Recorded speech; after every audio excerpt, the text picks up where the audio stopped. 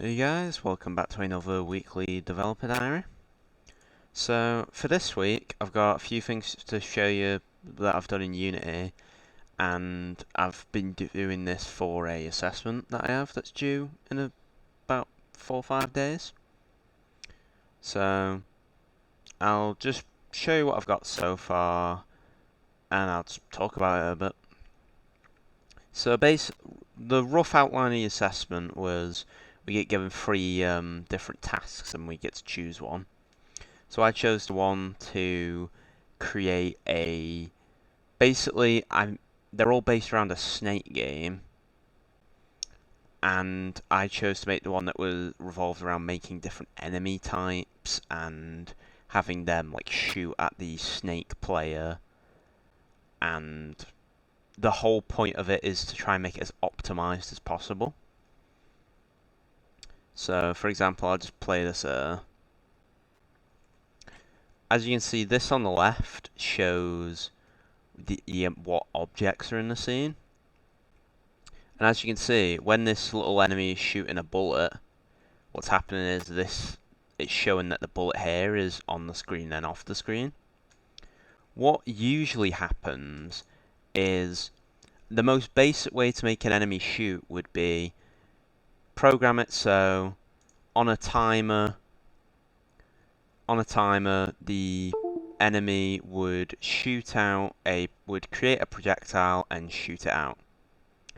And then once the projectiles hit something or it's expired, the projectile will be destroyed, and a new one will be created when it's shot. The problem with this method is that by constantly creating and destroying objects, it's quite taxing memory-wise and performance-wise.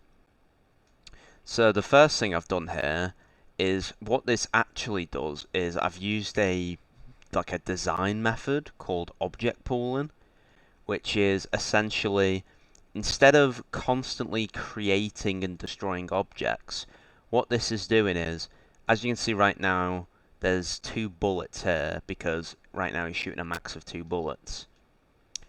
And what this means is there are always 2 bullets in this scene right now. There's always 2 bullets, and it's not creating any more unless it needs to.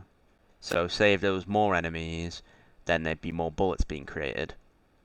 But once these bullets are as you can see, once they disappear in the scene, instead of being destroyed completely, they're basically just disabled and stored, so then it can be reused in place of the next bullet.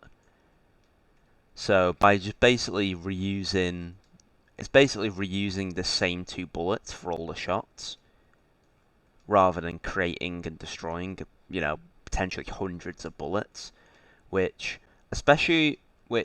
performance-wise won't really be noticeable with just one enemy, but if you have, hundreds of enemies on screen, all shooting, hundreds and thousands of bullets, it can become really taxing performance-wise, which is why this object pooling thing seems to be used. Another thing I've done, performance-wise, is I've created this enemy as something called a scriptable object, which, from what I know, is essentially it's a different way of storing the data for the enemy. So, for example, if I just pause the game and click on this enemy here, he has a lot of variables about him, such as, his speed. If I just play it again, he has variables such as his speed on how he'll chase the player, how far away from the player he'll stop moving, how fast he'll shoot, how close the player has to be to get him to retreat, and various variables like that, as well as his behavior. So what it does is it basically just stores all that together. And it's quite hard to explain to someone that doesn't know programming, but in very basic terms, it's a harder to do but more efficient way to store variables and data. And that's essentially what I've done here. So by doing that, it's just another thing that helps increase performance. It means having all these variables and data in one position saves just a bit of memory and performance while the game's running. And that's essentially what this whole assessment seems to be about. Other than that, I've got this snake movement, which essentially has a head, and I can steer it left and right, and the rest of the body will follow. I've not got any functionality for like when it, the bullets hit, it like damages the snake or anything yet. But something I have already got for the snake is if I pause the game here, and say I just go into this inspector here, and just delete some parts of the snakes. I've got one there's gone. If I play the game again, as you can see, it dynamically like restores the snake. So once those parts have been removed from the middle, the next parts will move up to fill the space. So I'll just do that again. Get rid of, I'll get rid of 3 this time. As you can see, there's a couple gaps here. Play the game again, and it fills up. So how it's going to work is, if a bullet hits this snake, the bullet's going to hit one segment of the snake, destroy that segment, and then the bullet will be disabled and returned back to the object pool. So that's essentially how it'll work. So other than that, I've got a few different enemy behaviors that I'm working on right now. Like if I change this to a chaser enemy, it should, instead of shooting at me, it should chase me. Oh, no. No, that's a bug.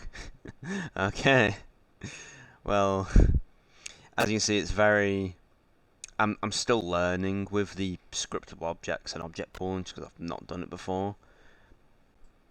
But it's very much just a lot of just messing around and just trying to just brute force get it working. So yeah, I'm going to be focused on this for the rest of this week, just because it's my assessment and it's due this week. And after that, I'll be spending some more time on my project again, doing some more pixel art for it. And then probably starting a basic demo of it, maybe get like, the tile-based movement started and creating some like the first areas. So that's all I've got to show you for this week. So thanks for watching, guys, and I'll see you all next week. Alright, peace.